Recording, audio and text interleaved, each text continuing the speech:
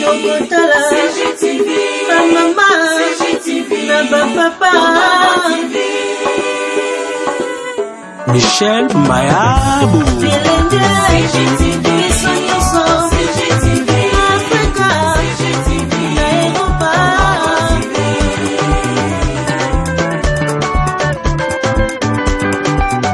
émission ya kitoko culturel, politique, religieuse et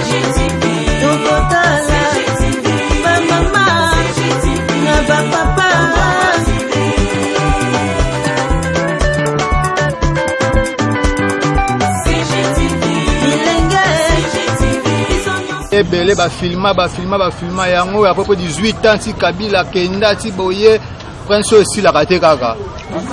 la papa na so gouverneur asala nzela oyo asala koto solo ababwaka batu basolo bamama bazomona pasi awa solo eleki nyoka moyen eza te la oyo esungaka biso tokotaka oyo nzela kala bana kobenga nzela ya busushi no prince ya monene ya kala apa mobutu kutu ayaka ti bakoto atambolaka nzela oyo ezomona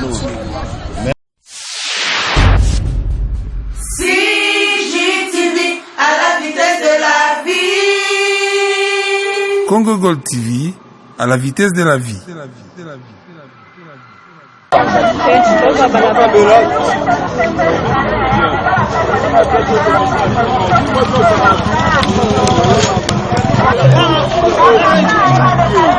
Ah, on est 8000 francs.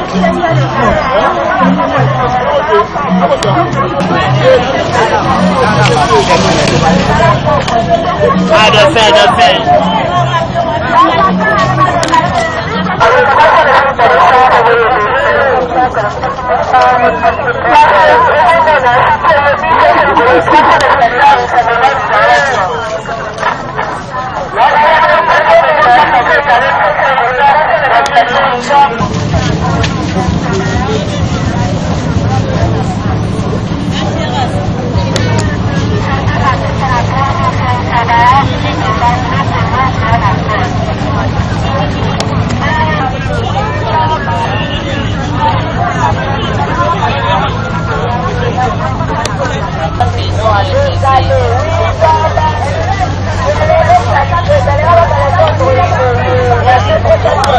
Téléphone maintenu.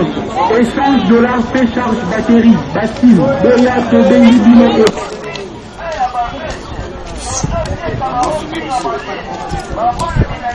Oh, pire à Malele.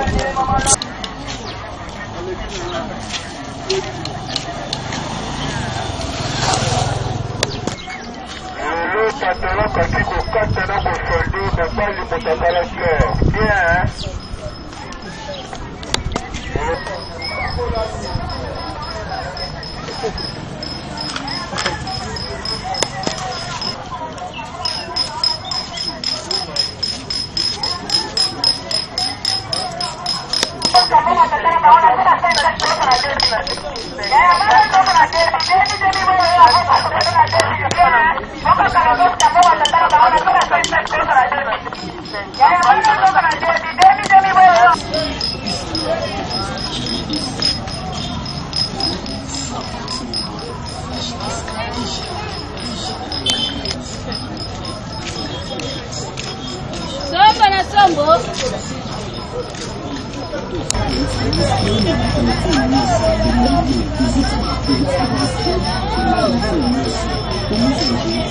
Ah, filmer le Kobe.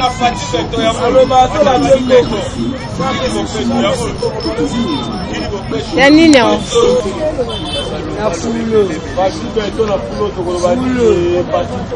Bashani na.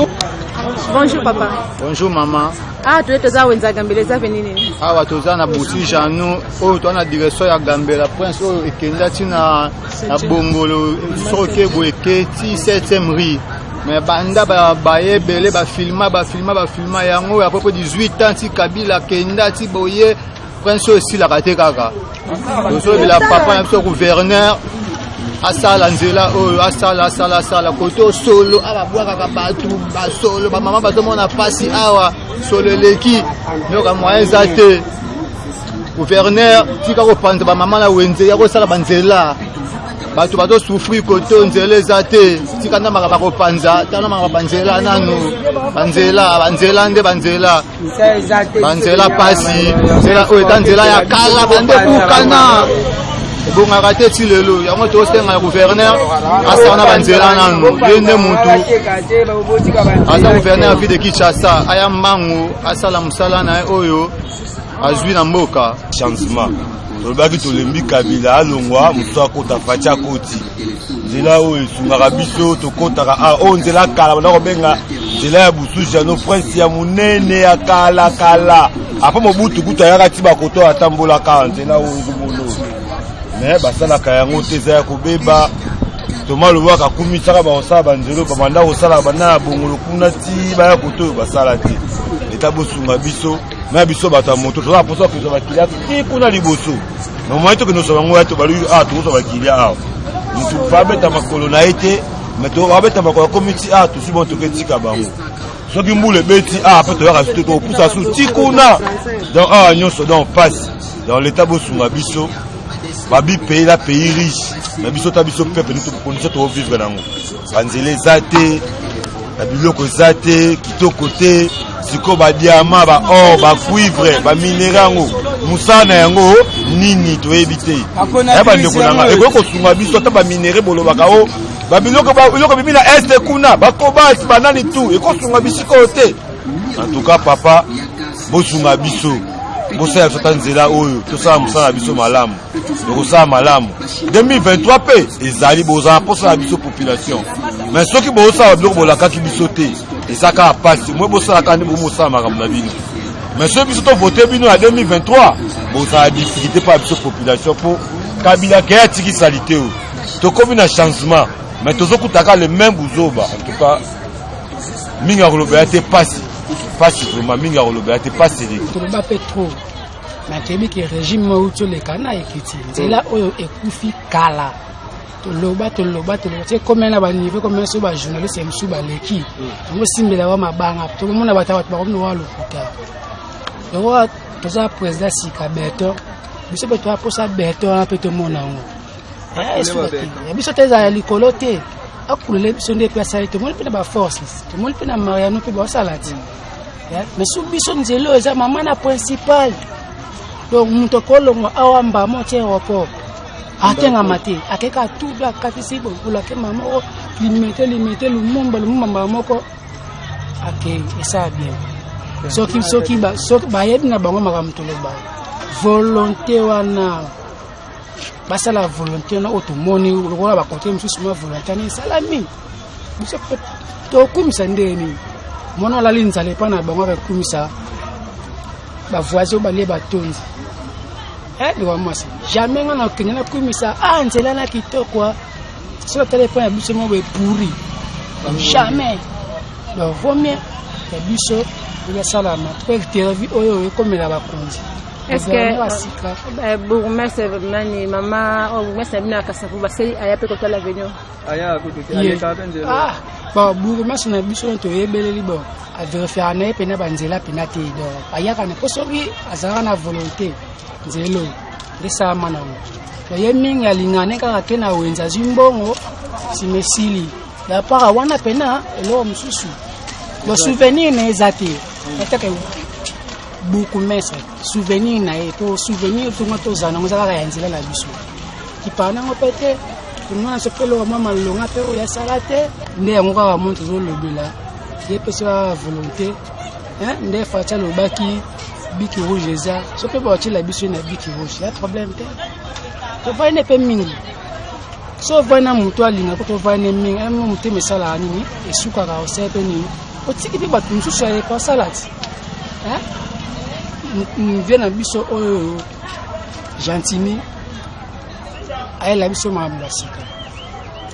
nde tomoni Fati aye na beto batama ndamu kasi ofele so olingi bongo ntango ye oye na eloko moko ya sika oyo oyaka mpe lisusu awasala nini eko awasalaki boye nzela koko kobonga nango yango wana mais message oyo mpena ekomaka konzi bame korevoir yango mpena papa toye kotala bino wana avenir mosu jano oui mais venir au monde ça venir monene c'est comme ces ana macadam on dirait salité seconde et boti bikola ba béton ezali. Ah oui, c'est là où à l'époque ça la pena macadam. C'est là où ils macadam, moi macadam on te monnaie beaucoup fa négligence kaka ndo moni macadam lelo ego mona mfu mais c'est là moi un avantage makasi pona ezosunga des routes ya minene na kati ya mboka oyo esunga route Prince Kasavu esunga route Lumbumba. Alors boulevard Lumbumba ndeke ndabo ekina ti boulevard Lumbumba na partir boulevard Lumbumba ekoye ekoti boeti et Kasavu katisi eketi sayo. Alors esunga ko pese mingi zela oyo zwi tamulai pena ya kokufa même activité belé na zela oyo ekufa pona nini zela pe eza kokufa. Alors tout senga bino bina boka inception zela ko moment oyo ezali moment oyo ya kosunga biso pena peuple ya veni aussi jamais na commune na Kasavu. Alors venu eza pena mulai tara zwango bandi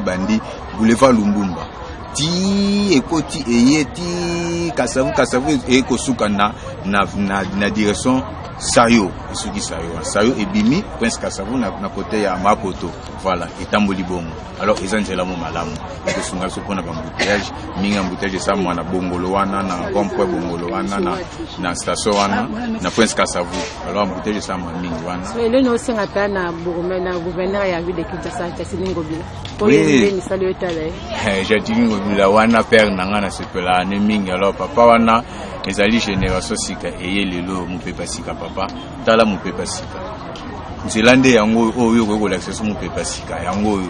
biso tona susanze langa na quoi faire ya veni au si jamais na je crois ndé na bani ko kata suga na sali 12 ans awa. Alors na 12 ans na ebi secret nzela o pe na ebi valeur nzela o papa na nga Jatilingo Bila tala ngai nzela oyo ezaki toko makasi un jour soki salami ya ko beta tout ko sepelana zwango lelo ndenge ezali na soko sali yango mukolo oya okomona oui vraiment mupepa sika yango libosela biso. CGTV à la vitesse de la vie.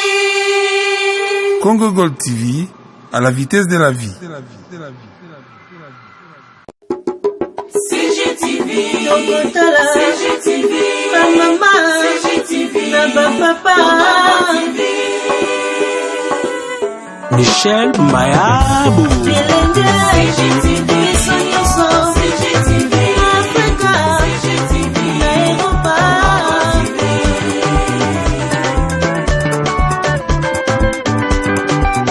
Ba émission ya kitoko culturel, politique, religieuse. CGTV, Tokotala, ma maman, CGTV, ma papa.